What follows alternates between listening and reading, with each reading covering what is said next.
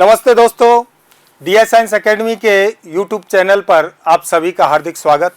मैं अरविंद कुमार चतुर्वेदी, हिंदी व्याख्याता, और मेरे साथ में है डीएस साइंस एकेडमी के हिंदी के महान हस्ताक्षर श्री शिव सिंह जी बैसला जी, जो आज इस उच्च माध्यमिक हिंदी अनिवार्य के पेपर का पूरा जो डिस्कशन है वो आपके बीच रखेंगे। जैसा कि आप जानते हैं कि आज 8 अप्रैल 2022 को उच्च माध्यमिक परीक्षा हिंदी अनिवार्य की हुई है और जिसका जो पेपर का स्तर है वो मध्यम स्तर का रहा, अर्थात उसमें हर तरीके के प्रश्न रहे।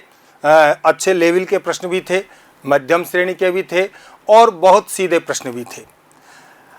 यह जानकर के बैसला जी सर, ये जानकर के बड़ा हर्ष हो रहा है कि जैसे ही एग्जाम सेंटर से जो अपने बच्चे निकले और निकल करके उनके मुख पर जो आभा कांति चमक दिखाई दे रही थी वो काबिले तारीफ थी। वास्तव में उनको देखकर ये लग रहा था, कई बच्चों से बात हुई कि भाई आपका पेपर कैसा हुआ है, और उनके जो कुछ प्रश्न है व्याकरण के जो गलत हो सकते थे, उन सब प्रश्नों से जब बच्चों से चर्चा हुई तो बहुत सारे बच्चे ऐसे हैं जो 99 और 100 नंबर तक ला रहे हैं। तो ये अपने आप में इस कोरोना काल कि कोरोना काल में बच्चों को समय कम मिला, उसके बाद भी उन्होंने जो मेहनत की वो काबिले तारीफ है। डीएस साइंस एकेडमी ने ऑनलाइन और ऑफलाइन जो क्लासें दी उस क्लास का ही परिणाम है। साथ में जैसे ही परीक्षा से 15 दिन पहले श्रीमान शिव सिंह जी बैसला जी सर ने जो ऑनलाइन क्लास बच्चों को दी, जो बताया डीएस साइंस एकेडमी के जो यूट्यूब चैनल पर, उसमें से लगभग हम ये कहें कि भाई 80-90% पेपर उसमें से आया है। यहाँ तक कि हमारे जो प्री बोर्ड की जो एग्ज़ाम ली थी हमने, फुल सिलेबस के 3-4 जो पेपर लिए थे, उन पेपरों में से भी पूरा पेपर ज्यों के त्यों लगभग मैच कर रहा है। तो ये अपने आप में एक बहुत बड़ी बात है। और इस तरीके से जो बच्चे जिन्होंने हमारे ऑनलाइन सिस्टम से जो जुड़े उनको वास्तव में लाभ मिला होगा।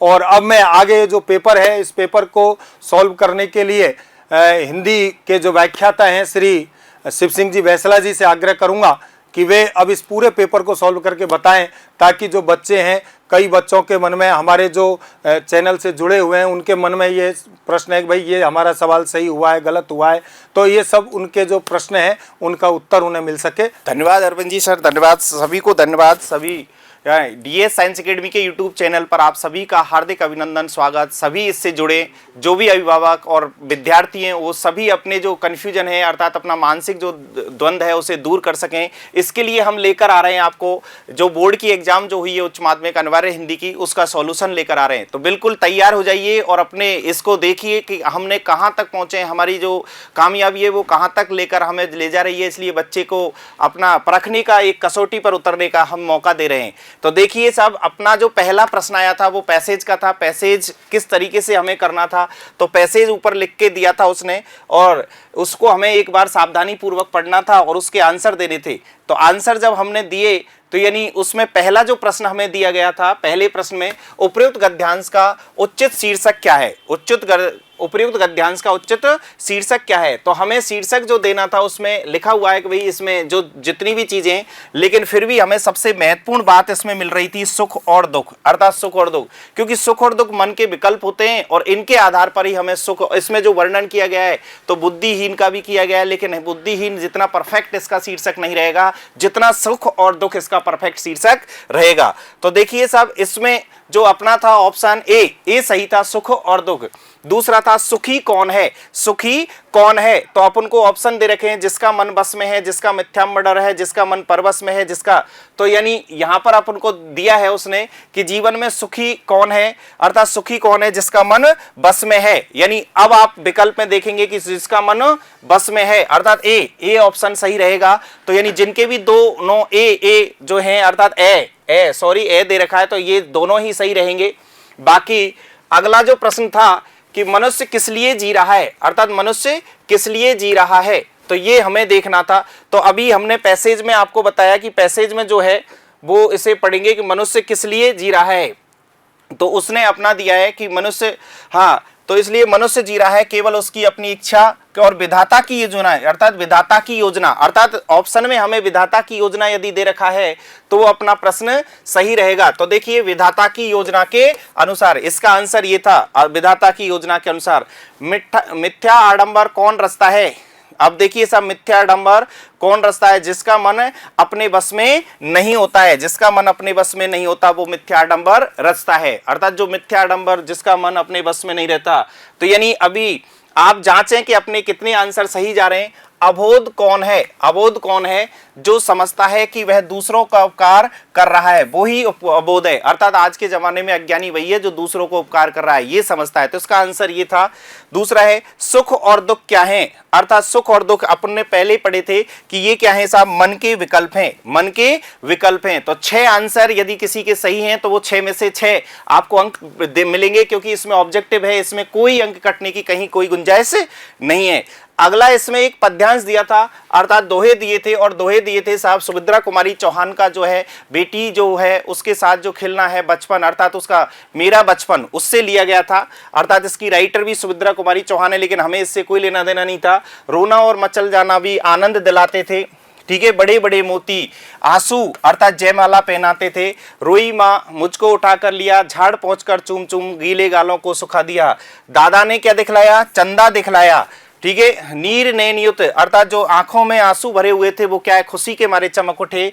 धुली हुई मुस्कान देखकर अर्थात सभी उसके चेहरे क्या है, चमक उठे। सभी लोग उसकी मुस्कान देखकर चहकने लगते थे, अर्थात हंसने लगते थे। सुख का साम्राज्य छोड़कर मैं मतवाली बड़ी हुई, अर्थात जो बचपन था वो अब यौवन में बदल गया, ठीक है। लुटी हुई कुछ ठगी हुई सी दौड़ द्वार पर खड़ी हुई थी, अर्थात जो बचपन था वो गुजर जाने के बाद जब जवानी या यौवन आया तो मुझे अपने आप में ऐसा लग रहा था कि मैं लुट गई, अर्थात मेरा सब कुछ लुट गया।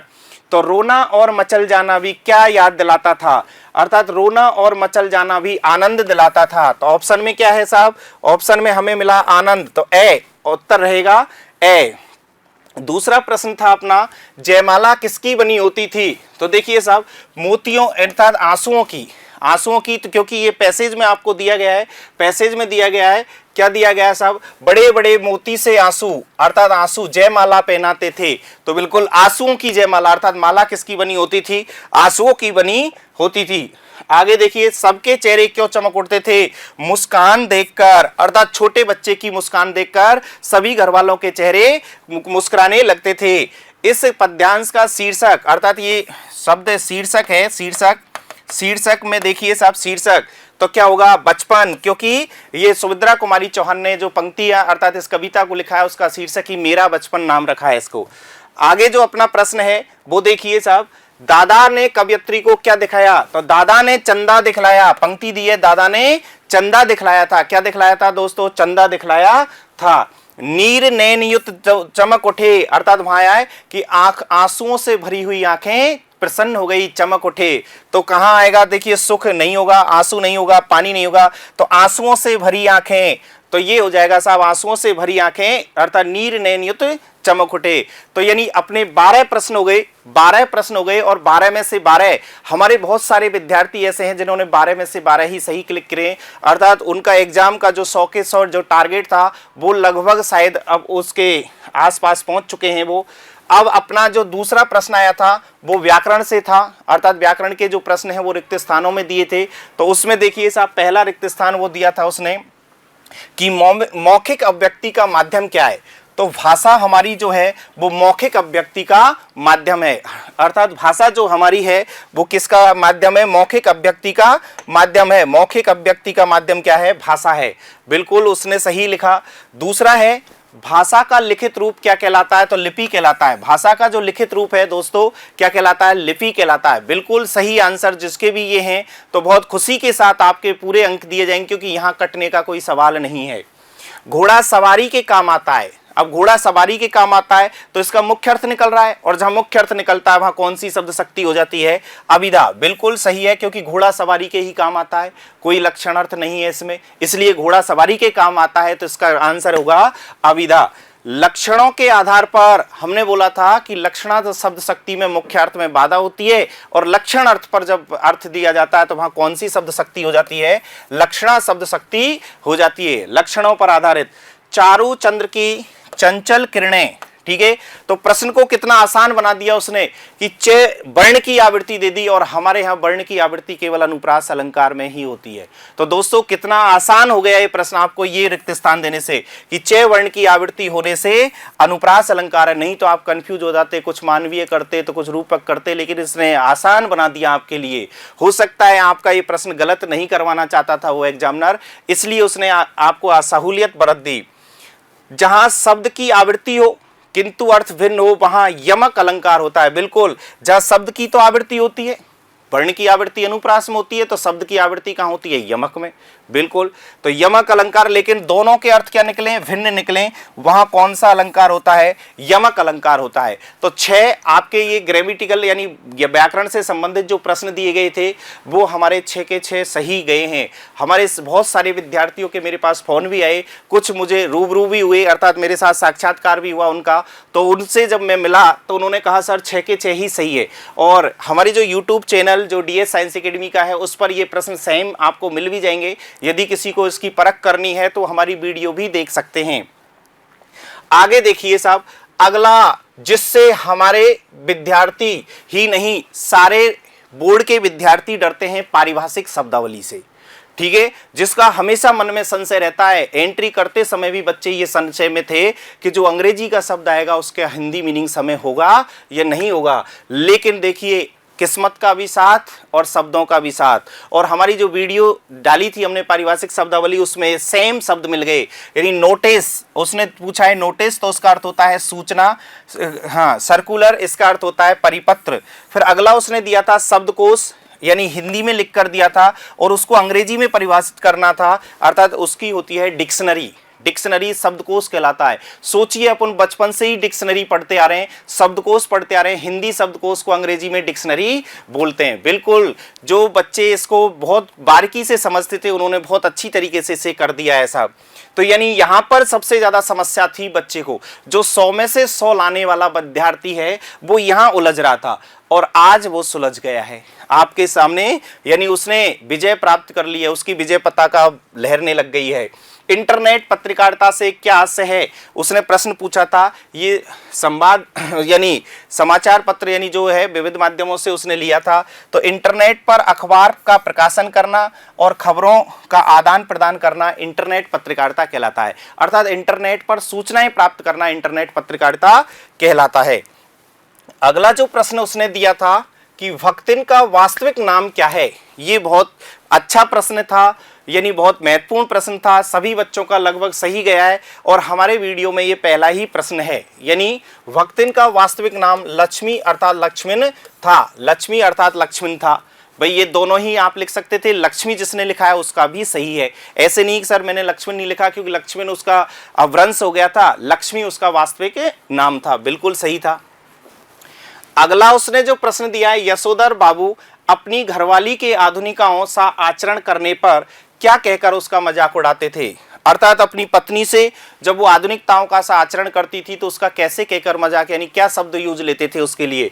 तो वो अपनी पत्नी से क्या कहा करते थे, शानियल बुढ़िया, चटाई का लहंगा, ठीक है, बूढ़ी मुंह मुहासे लोग, करे तमाशे, ये कहकर अपनी पत्नी का मजाक उड़ाया करते थे। पंक्ति में पैराग्राफ दिया था कि जब वो आधुनिकताओं का आचरण करती थी तो यशोधर बाबू उसे शानियल बुढ़िया, चटाई का लहंगा, बूढ़े मुंह मुहासे लोग, इसका भाव ये था कि वो बुढ़ापे में भी वो फैशन करती है। तो उसके आधार पर जिस बच्चे ने इसका आंसर लिखा है वो उसका सही मान लिया जाएगा। ऐसे नहीं कि किसी शब्द को एक को लिख दिया इसमें से फिर उसका भाव लिख गया, उस बच्चे को भी इसमें शामिल कर लिया जाएगा, अर्थात उत्तर सही में मान लिया जाएगा।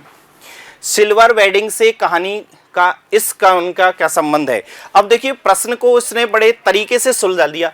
पहली बार बच्चे ने जब पढ़ा तो एक दो बच्चे ने मेरे से पूछा सर इसमें कोई मिस्टेक है क्या, क्योंकि वो उसने से लगा दिया, ये कर दिया। तो उसने प्रश्न को पहले इसको पूछा है कि सिल्वर वेडिंग से इस कहानी का क्या संबंध है, अर्थात सिल्वर वेडिंग जो शब्द है इसका इस कहानी में क्या संबंध है, क्या आशय है। तो पहले तो हमें इसका अर्थ लिखना पड़ेगा और फिर उसके द्वंद्व को बताना पड़ेगा।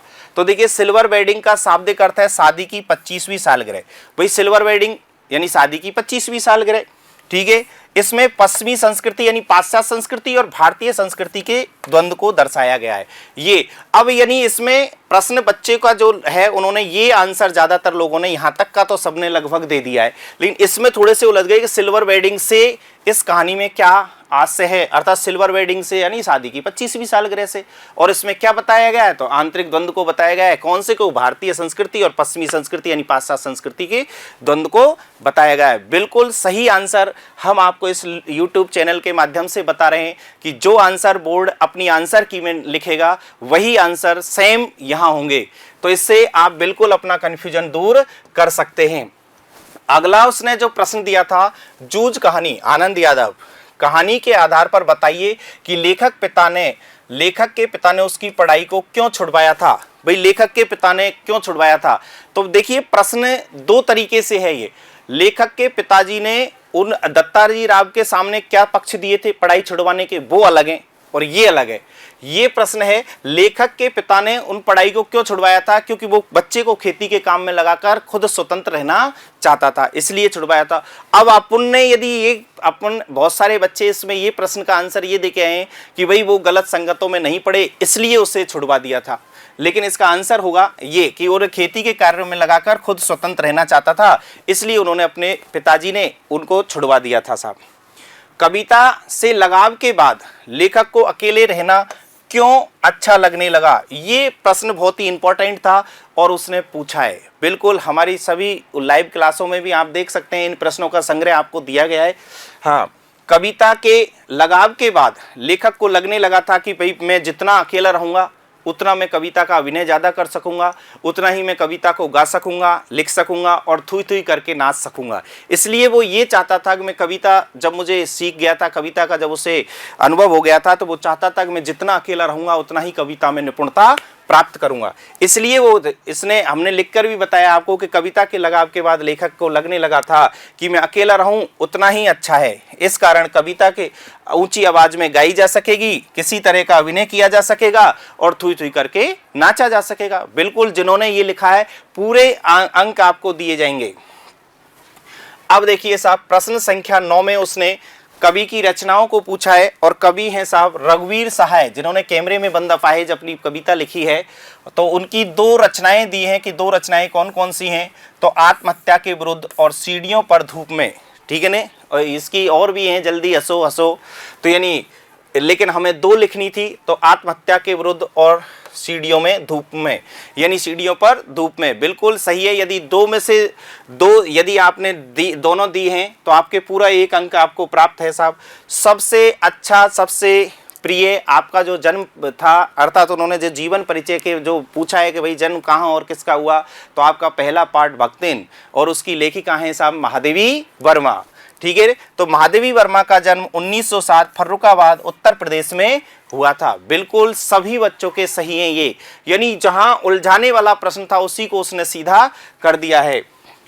स्कूल में लेखक को का ध्यान पढ़ाई में कब लगने लगा, जूझ, अर्थात स्कूल में लेखक का ध्यान पढ़ाई में कम लगने लगा, यानी उसका पढ़ाई में विश्वास कब बढ़ने लगा, तब अध्यापकों के अपनेपन के कारण और बसंत की जब दोस्ती हो गई थी तो उसे गणित झटपट याद होने लगी और पढ़ाई में उसका मन लगा, अर्थात उसे पाठशाला अपनी जैसी लगने लगी। बिल्कुल इसमें जितना भी जिन्होंने लिखा है, अर्थात ये मैं आपको ऐसा नहीं कि पूरा उत्तर लिख कर बता रहा हूँ, लेकिन जो शब्द उसे चाहिए आंसर की में जो शब्द दिया जाएगा भाई इसके आधार पर इस प्रश्न को चेक कर इसमें अंक देने हैं, तो वो मैं इसमें बता रहा हूँ। ऐसे नहीं कि निबंधात्मक पूरा 1 पेज में उत्तर लिख कर बताऊँगा आपको, तो ये संभव नहीं है।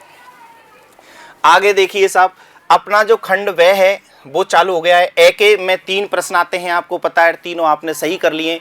1-1 नंबर के जो मार्किंग थी, रिक्त स्थान और ऑब्जेक्टिव, वो आपकी बहुत ही बेहतर सही हुई है। यानी हमारे विद्यार्थियों का तो ये कि बहुत सारे विद्यार्थियों के इनमें पूरे में से पूरे अंक प्राप्त कर लिए हैं अब तक। मुद्रित माध्यम में लेखन के लिए किन बातों का ध्यान रखना चाहिए, अर्थात जब हम मुद्रित माध्यम या कोई प्रिंट मीडिया यानी समाचार जो तैयार कर रहे हैं तो उन तैयार करते समय हम किन किन बातों का ध्यान रखना होता है।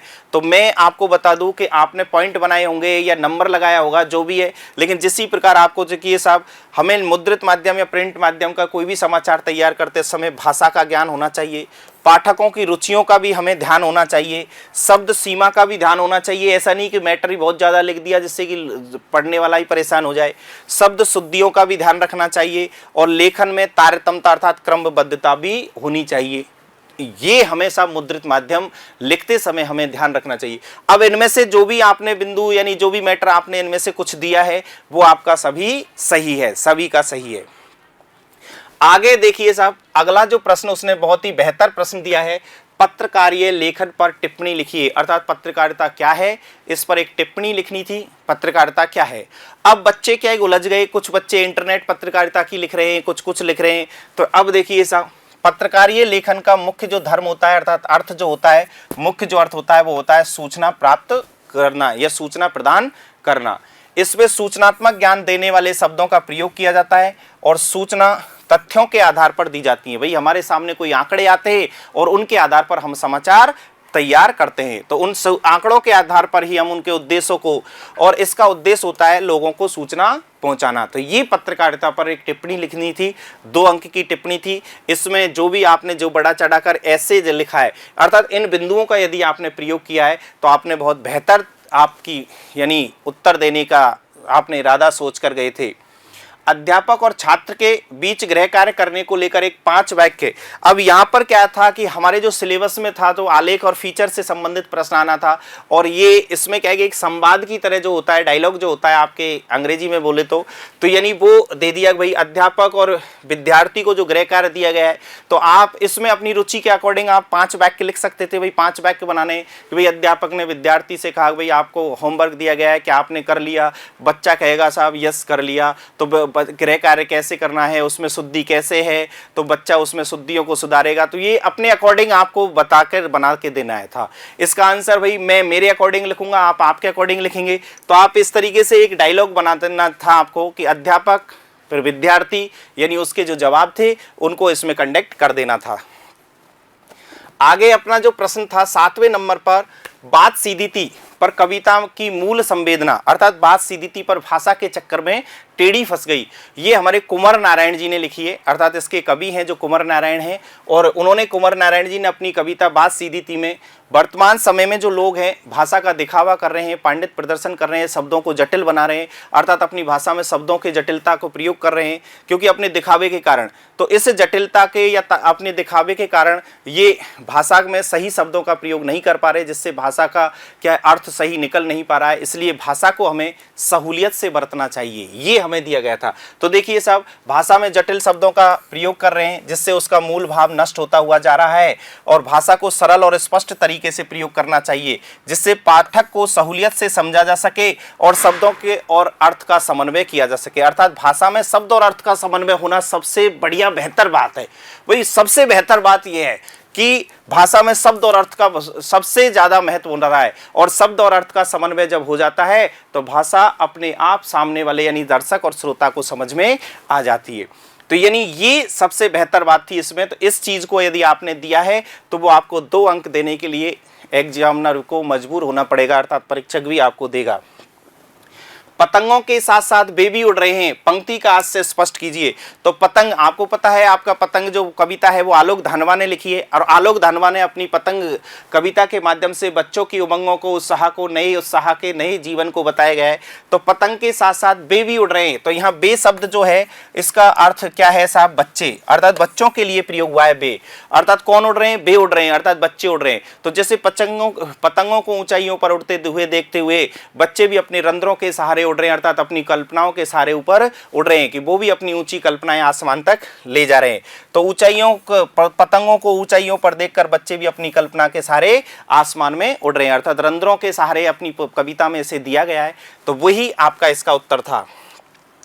अगला जो प्रश्न है वो है साहब, श्रीश को कालजयी अवधूत मानने के पीछे लेखक ने क्या तर्क दिए हैं। अर्थात श्रीश को कालजयी अवधूत क्यों कहा है, तो हमारे सबसे हिंदी के जो अच्छे राइटर जिन्हें माना जाता है द्विवेदी जी, और द्विवेदी जी ने लिखा है श्रीश के फूल, पाठ जो लिखा है कल्पलता से लिया गया है, और उसमें कालजयी अवधूत किसको माना है, श्रीश को। तो अवधूत का शाब्दिक जो अर्थ होता है वो होता है सन्यासी, सन्यासी। और जिस प्रकार सन्यासी अपने जीवन में सरल स्वभाव से यानी सुख दुख अपने में जिस तरीके से समान भाव से रहता है, विपरीत परिस्थितियों में भी समान रहता है, उसी प्रकार जो श्रीश का पादप है सर्दी गर्मी वर्षा लू और आंधी तूफान में समान भाव से यानी हरा भरा बना रहता है।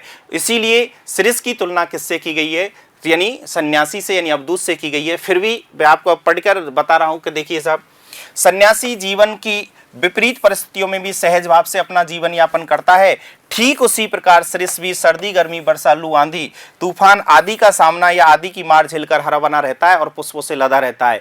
इसीलिए सृष्टि को कालजयी अवधूत कहा गया है। लेखक ने ये तर्क दिए हैं साहब। ये यदि आपने लिखा है तो आपको एग्जामिनर पूरे अंक देकर जाएगा। हाँ, तो अब 10वें क्वेश्चन पर चलते हैं और 10वां क्वेश्चन क्या आया है देखिए साहब। जैनेन्द्र जी के अनुसार परचेजिंग पावर क्या है, बाजार दर्शन पाठ के आधार पर बताना है। अर्थात पाठ का नाम दिया है बाजार दर्शन। बाजार दर्शन जो लिखा है किसने लिखा है आपको पता होगा भाई। बाजार दर्शन के जो राइटर हैं जैनेन्द्र कुमार हैं, दे दिया है उन्होंने जैनेन्द्र कुमार। तो जैनेन्द्र कुमार ने परचेजिंग पावर, तो परचेजिंग पावर शब्द को बताना है कि परचेजिंग पावर क्या है। तो परचेजिंग पावर का अर्थ से होता है व्यक्ति की खरीदारी की जो क्षमता है, अर्थात परचेजिंग पावर जो अनावश्यक वस्तुओं को खरीदते हैं, दिखावा करते हैं, उसे परचेजिंग पावर कहा गया है। तो परचेजिंग पावर में व्यक्ति की खरीदने की जो क्षमता है उसको बताया गया है और इसमें व्यक्ति अनावश्यक वस्तुओं को खरीद कर दिखावा करता है, ठीक है। वो जो आवश्यक वस्तुओं को नहीं खरीदता और अनावश्यक वस्तुओं को खरीदता जाता है, ये दिखावटीपन को जो परचेजिंग पावर कहा है। और ऐसे लोग ही इस बाजार का बाजारूपन बढ़ाते हैं। तो ये यदि आपने आंसर लिखा है तो आपका आंसर बहुत सटीक माना जाएगा, क्योंकि इसमें परचेजिंग पावर के बारे में बताना था और परचेजिंग पावर में अनावश्यक वस्तुएं खरीदना ही इसमें सही रहेगा। तो ये इसका आंसर था। अगला देखिए साहब, यशोधर बाबू ऑफिस से घर लेट क्यों पहुंचते थे। ऑफिस दफ्तर आपको दे रखा है भैया अपनी ऑफिस से, तो आपको बिल्कुल इस प्रश्न का जवाब सभी बच्चों को पता था कि भाई पत्नी और बच्चों के मतभेद होने के कारण लेट पहुंचते थे। पत्नी और बच्चों से मतभेद होने के कारण ऑफिस से वो घर लेट पहुंचते थे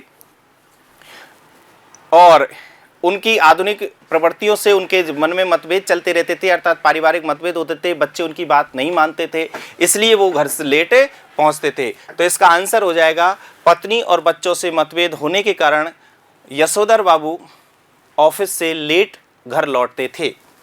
दत्ताजी राव ने लेखक की मदद किस प्रकार की, जूझ कहानी के आधार पर बताना है। जूझ आनंद यादव की जो संघर्ष भरी कहानी है, ठीक है, आत्मकथात्मक एक उपन्यास है, उसमें आपको बताना है कि कैसे है वैसे दत्ताजी राव ने यानी लेखक की कैसे मदद की। तो दत्ताजी राव ने लेखक के पिता को समझाकर लेखक को पढ़ाई करने में मदद की और उन्हें शिक्षा दिलाई, जिससे बच्चे का भविष्य संवर गया और वो संघर्ष करके एक अच्छा कवि और एक अच्छा नागरिक बन गया।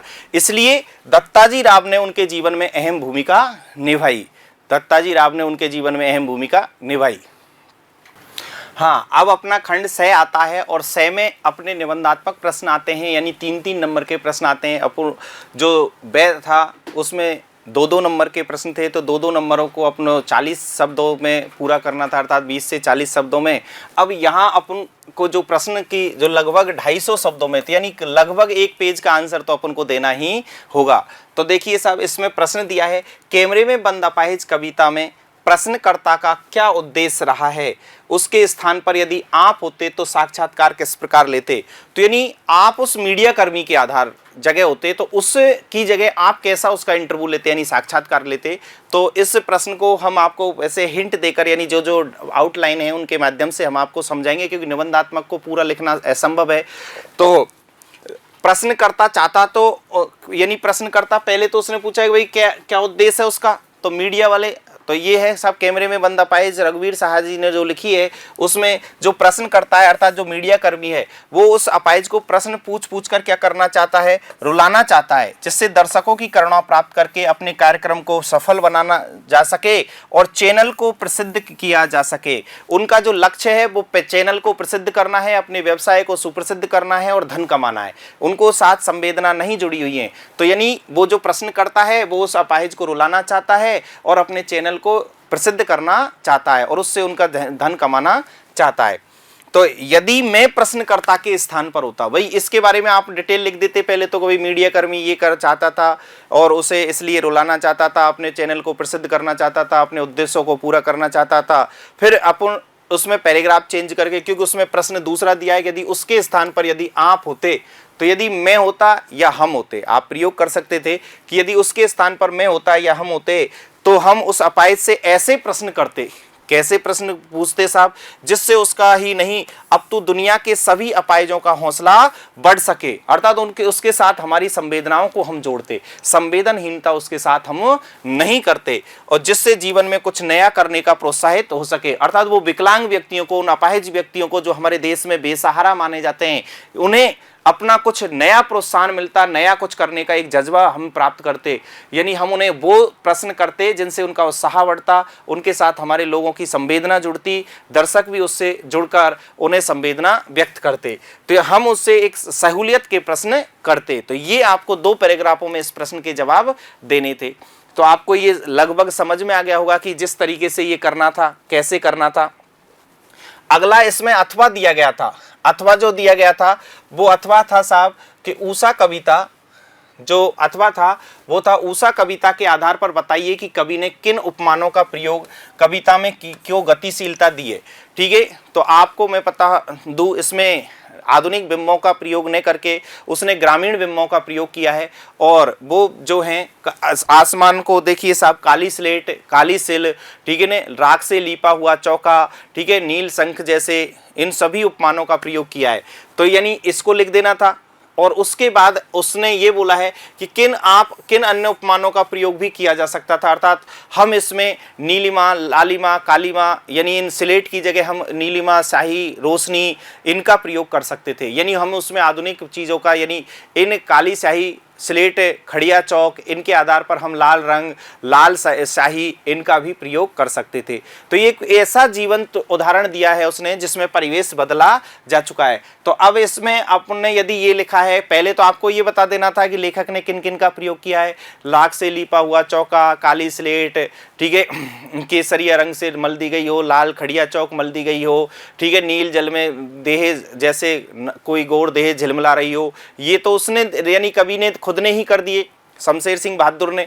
लेकिन उसके बाद आप क्या उसमें नया कर सकते थे? तो हम उस काली स्लेट की जगह कालीमा का प्रयोग कर सकते थे, ठीक है, नील जल की जगह नीले रंग का, या लालिमा की जगह लाल रंग का, लाल खड़िया चौक की जगह और कोई प्रयोग उपमान ले सकते थे। तो यानी हम अपने अकॉर्डिंग भी उपमान ले सकते थे। तो ये इसका आंसर था साहब, ये आपको लिख देना था। अगला जो प्रश्न उसने दिया है अथवा में, जो 14वें नंबर का जो प्रश्न है वो है भगत जी का आचार समाज शांति।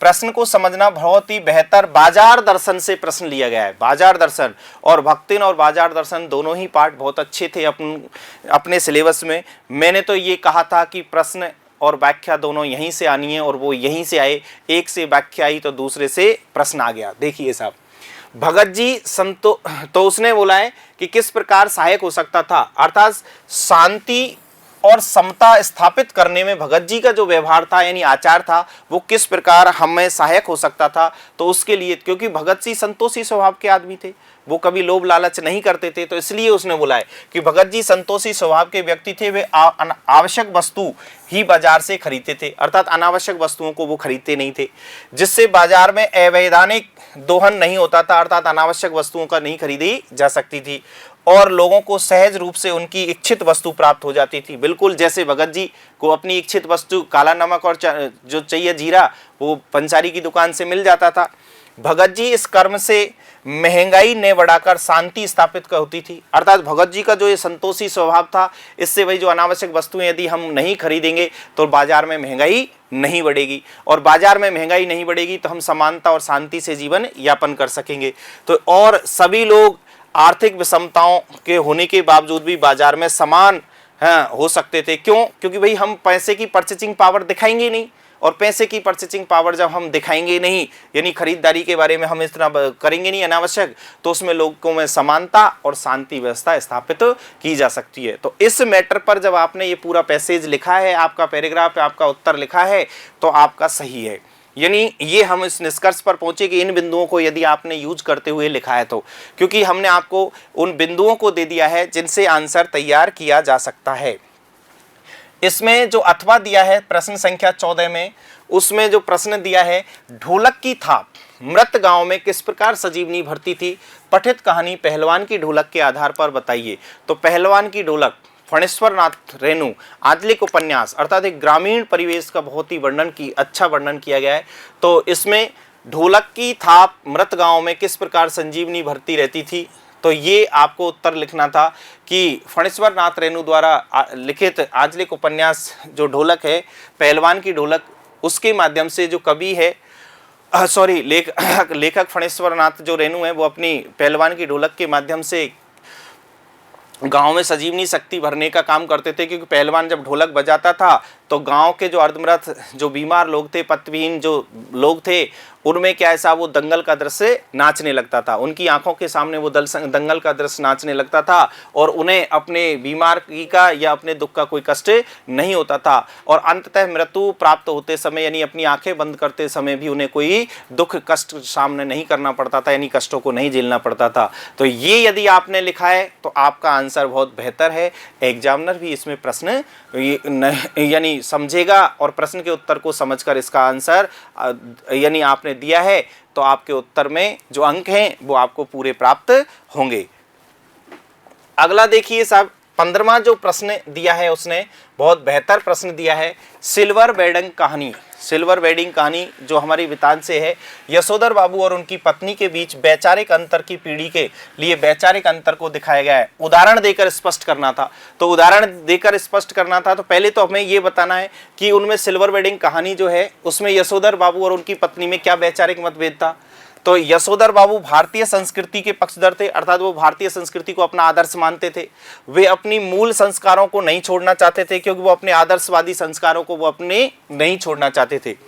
जबकि उनकी पत्नी तो मूल रूप से आधुनिक नहीं थी, अर्थात वो आधुनिका नहीं थी मूल रूप से तो, लेकिन फिर भी बच्चों की तरफदारी करते हुए वो आधुनिक बनने का प्रयास करने लगी और उन पति और पत्नी के बीच मतभेद होने लगा। तो ये अब उसमें उदाहरण भी देना था। तो उदाहरण आपको कोई भी दे देना, जैसे कि भाई यशोधर बाबू है, वो उनको जो भी उसकी पत्नी थी वो बिना भाव का ब्लाउज पहनती थी या ऊंची हिल के सैंडल पहनती थी या जो होठों पर लाली लगाती थी, उनमें से कोई, तो उन्हें देखकर उन्हें वो समहाउ इम्प्रॉपर कहते थे, अर्थात उन्हें वो अनुचित लगता था। तो इन आदर्शों के आधार पर यदि आपने ये प्रश्न का आंसर दिया है और इन बिंदुओं को आपने यूज किया है तो आपका ये प्रश्न का आंसर बिल्कुल सही है और इन्हें आपको प्रयोग में लेना था साहब।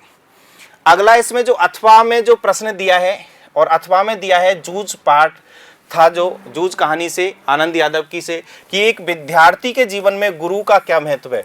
और ये तो आप बहुत ही बेहतर तरीके से लिख सकते थे कि भाई गुरु के बिना तो विद्यार्थी का कुछ भविष्य संवर ही नहीं सकता, क्योंकि गुरु तो वो होता है कि गुरु गोविंद दो खड़े किसके लागू पैर, ठीक है, बलिहारी गुरु आपके गोविंद दिया मिलाए। तो यानी ईश्वर से भी बड़ा यदि कोई सम्मान है हमारा, ईश्वर से भी यदि कोई बड़ा पद है तो वो किसका है साहब, गुरु का है। तो गुरु का महत्व विद्यार्थी के जीवन में बहुत अत्यधिक है और इस पर आपके विचार आपने अपने अकॉर्डिंग दिए होंगे, ठीक है, कि गुरु के बिना आदमी सफल नहीं हो सकता। इसलिए हर व्यक्ति का कोई न कोई गुरु होता है और हर व्यक्ति की सफलता के पीछे अपने गुरु का ही हाथ होता है। तो यानी गुरु जी के ऊपर अपना जिस प्रकार, अब उसमें आप पहले गुरु की महिमा समझाकर फिर उसमें नवेल जो सौदेलगेकर जो मराठी भाषा के जो अध्यापक थे, उसमें आनंद यादव ने उनके जीवन में क्या परिवर्तन आया कि जब मराठी भाषा के जो अध्यापक थे सौदेलगेकर, उनको देखकर वो कवि उनके हाव भावों को ग्रहण कर वो एक कविता लिखना सीखा और कविता लिखकर उन जो गुरुजी ने उनको कविता में क्या कमियां होती हैं, कविता में किस भाषा का प्रयोग किया जाता है, कैसे अलंकारों का प्रयोग किया जाता है, उन सबको समझाया और समझाने के बाद वो भी एक कवि बन गया, अर्थात वो विद्यार्थी भी एक कवि बन गया।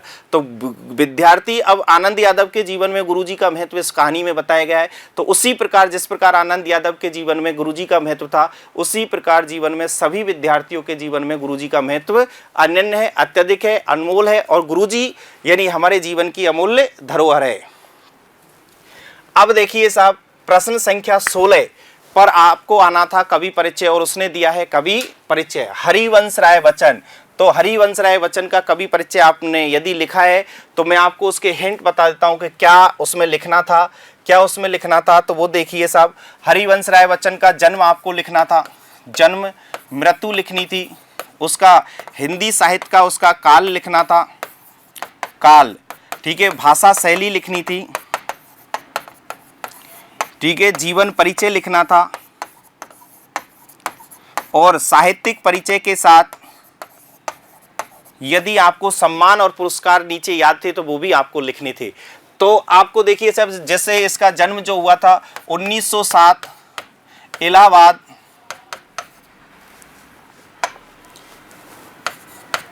इलाहाबाद उत्तर प्रदेश में हुआ था, उत्तर प्रदेश। ठीक है साहब। मृत्यु जो हुई थी 2003 मुंबई में हुई थी। ये आधुनिक काल के छायावादी कवि हैं और हालावादी भी आप कह सकते हैं, आधुनिक काल था इनका। ठीक है। भाषा शैली, ठीक है, खड़ी बोली हिंदी इनकी रचना करते थे, अर्थात खड़ी बोली हिंदी में ये रचना लिखते थे, खड़ी बोली हिंदी। और जीवन परिचय में और साहित्यिक परिचय में लिख देते, वही सारा इसे मिलाकर उसे आगे देखिए साहब, हिंदी खड़ी बोली हिंदी थी इनकी। तो ये इनका जन्म परिचय में यदि आपने लिखा है तो वो बहुत बेहतर लिखा है। और इनका आगे यदि आपको लिखना था कि भाई जीवन परिचय में सर क्या लिखते, तो जैसे हरिवंश राय बच्चन का जन्म 1907 इलाहाबाद में हुआ, ये आधुनिक हिंदी के हालावादी कवियों में इन्हें गिना जाता है। खड़ी बोली हिंदी में ये अपनी रचनाएं लिखते थे और इनका जो वचन बांग्मय जो 10 खंडों में प्राप्त होता है, ये आपको देना था साहब। अगला जो था वो धर्मवीर भारती, जो हमने आपको बहुत बार मोस्ट बताया था। और जिन भी बच्चों ने मेरे से कल पूछा था कि सर कौन सा परिचय आएगा, वो यही है था और वो आ गया आपको, धर्मवीर भारती। धर्मवीर भारती का जो जन्म है साहब, सभी बच्चों को लगभग इसमें आंसर सही गया है, फिर भी मैं आपको बता दूं, इनका भी वही आधार पर लिखना था, जन्म लिखना था, मृत्यु लिखनी थी, वही हिंदी का काल लिखना था। ठीक है। फिर भाषा शैली लिखनी थी और वही जीवन परिचय लिखना था। और जीवन परिचय के बाद साहित्यिक परिचय और सम्मान और पुरस्कार। तो अब देखिए साहब, इनका जन्म कब हुआ था? 1926, अर्थात इनका जन्म हुआ था 1926। दोनों ही एक ही शहर में जन्मे थे, इलाहाबाद, दोनों ही एक में जन्मे थे। इलाहाबाद कहाँ पड़ता है? उत्तर प्रदेश। ठीक है। मृत्यु इनकी हुई थी 1997 यानी 1997 में इनकी मृत्यु हुई थी। आधुनिक काल के कवि हैं, बिल्कुल आधुनिक काल के कवि हैं साहब। ठीक है। भाषा शैली वही खड़ी बोली हिंदी हो जाएगी। अब जीवन परिचय में वही लिख देंगे, धर्मवीर भारती का जन्म 1926 इलाहाबाद उत्तर प्रदेश में हुआ। ठीक है। ये आधुनिक हिंदी के एक श्रेष्ठ कवि माने जाते हैं और इनकी रचनाएं भी आप लिखना चाहें तो उन लिख सकते हैं। इनकी भी रचनाएं आप लिख सकते थे, क्योंकि साहित्यिक परिचय में मधुशाला ये, और धर्मवीर भारती की सूरज का 7वां घोड़ा, कनुप्रिया, ठीक है, बंद गली का आखिरी मकान, ये सारे इनकी कविताएं और रचनाएं थी साहब।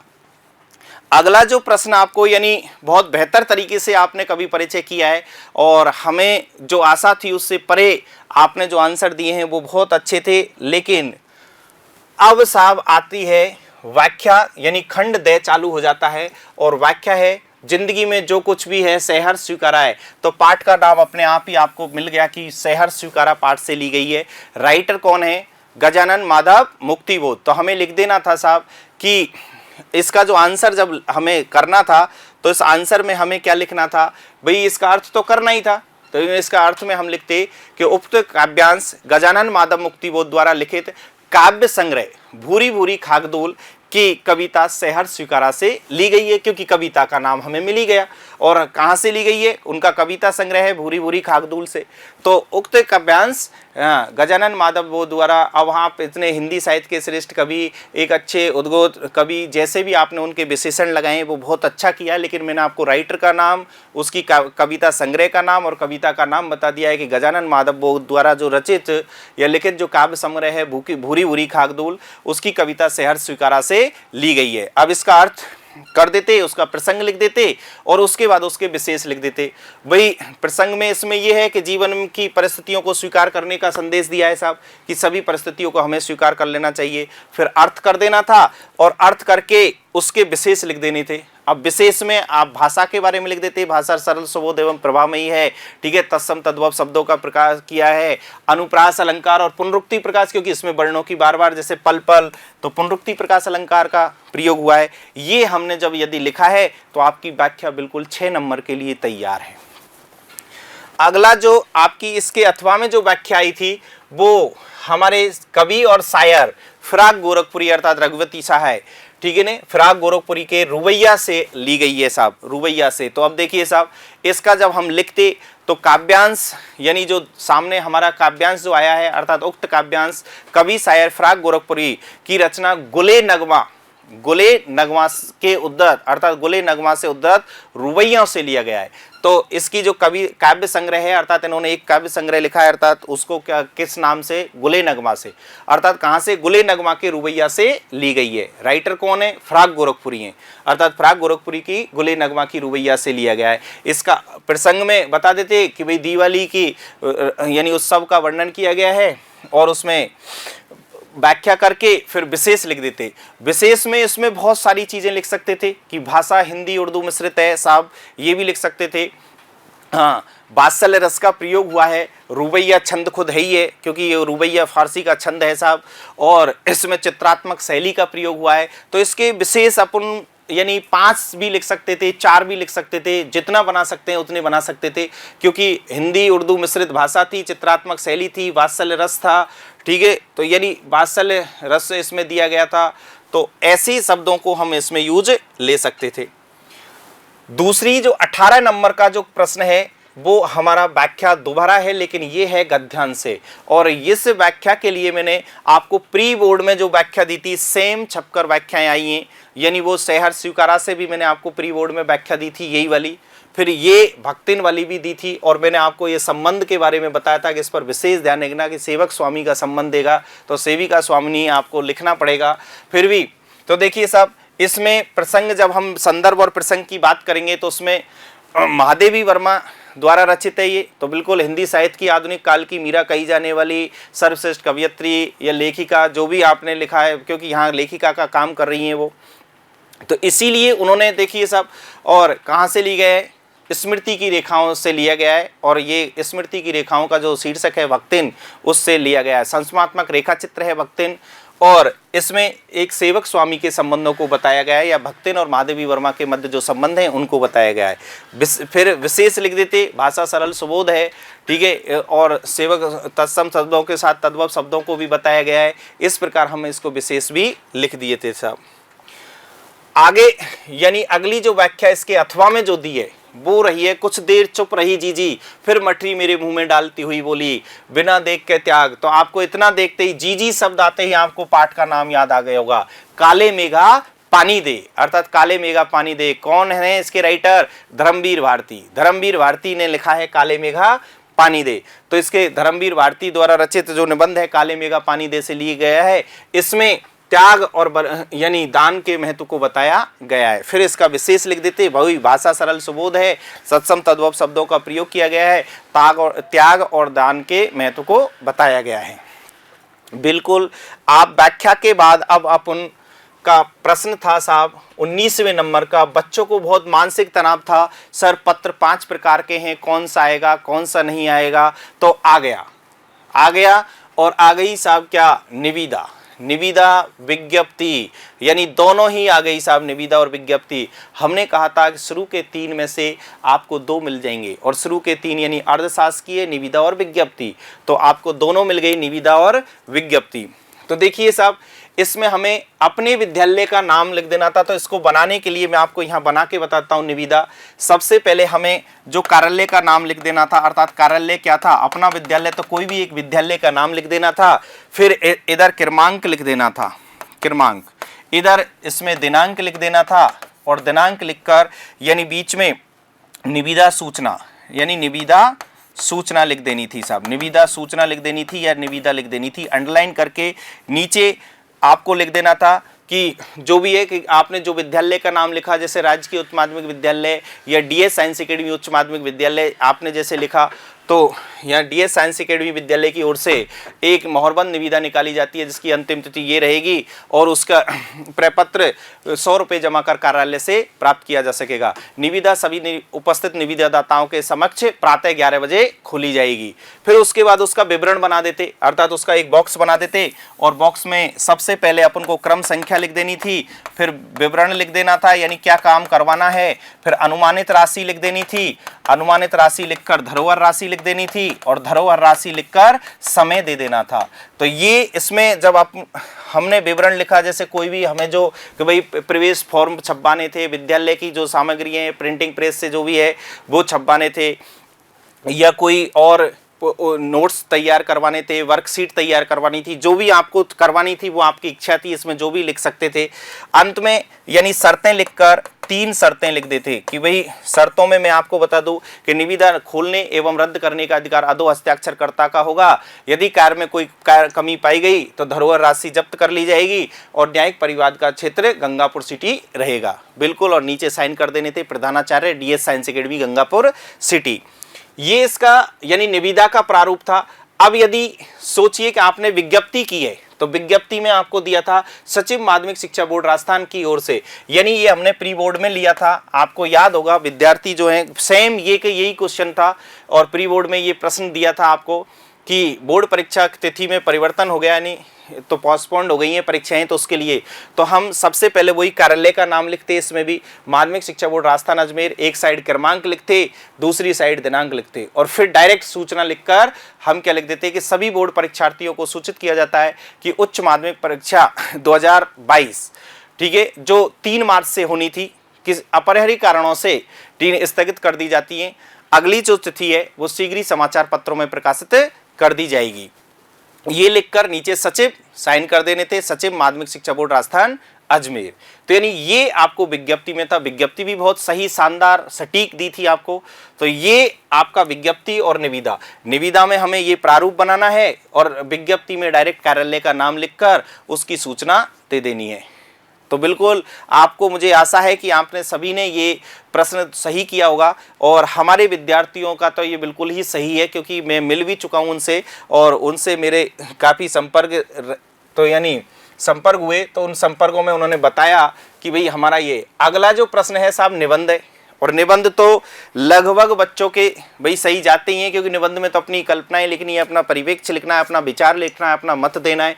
तो उसने निबंध जो दिए हैं हमें बोर्ड में, तो वर्तमान परिप्रेक्ष्य में विद्यार्थी को इंटरनेट की आवश्यकता, भाई इंटरनेट की आवश्यकता क्यों है, क्योंकि अब हमें लिख देना था भाई ऑनलाइन शिक्षा के लिए, शिक्षा के नए नवाचारों के लिए हमें इंटरनेट की आवश्यकता है। तो इसके लिए हमें क्या करना था, जैसे मैं सभी के आपको बता दूं कि आपको ऐसा तो है नहीं कि भाई निबंध लिख के बताऊं, लेकिन मैं आपको बता दूं कि सबसे पहले अपन को निबंध का आंसर लिखना था, आंसर संख्या 20, और इसकी हेडिंग डालकर इसकी प्रस्तावना यानी रूपरेखा लिखकर और प्रस्तावना के बिंदु लिख देने थे। उसके बाद कोटेशन देकर आपको प्रस्तावना प्रारंभ कर देनी थी। ज़्यादातर विद्यार्थियों से मेरी चर्चा हुई तो वो इन पर ज़्यादा पहुँचे, यानी इन निबंधों पर ज़्यादा पहुँचे, क्योंकि इस पर तो बहुत कम लोग पहुँच पाए, क्योंकि हिस्ट्री वाले ही इस संबंध को बता पाते थे, क्योंकि साइंस का विद्यार्थी तो इसको बता ही नहीं पा रहा है कि भाई राजस्थान और असम के क्या संबंध है, क्या भारतीय संस्कृति से समन्वय है।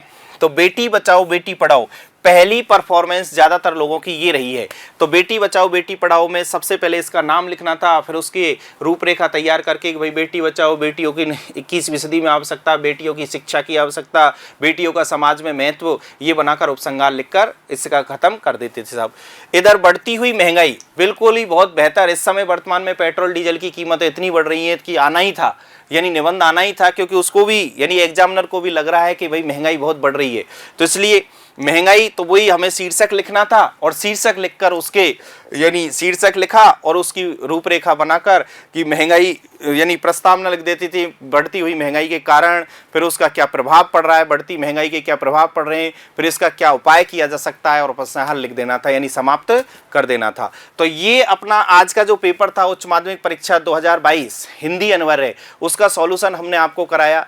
ठीक है, तो ये जो सॉल्यूशन आपने जिस तरीके से किया था, आपके मन की जो शंकाएं थी वो दूर हो गई हैं, और अब हम ये आकलन कर सकते हैं कि हमें कितने अंक प्राप्त होंगे, और ये बिल्कुल सटीक आपको आंसर बताए गए हैं। इनको देखकर आप बिल्कुल ये कर सकते हैं, सोच सकते हैं, विचार सकते हैं कि आप 100 के करीब हैं या नहीं। धन्यवाद सभी को, धन्यवाद।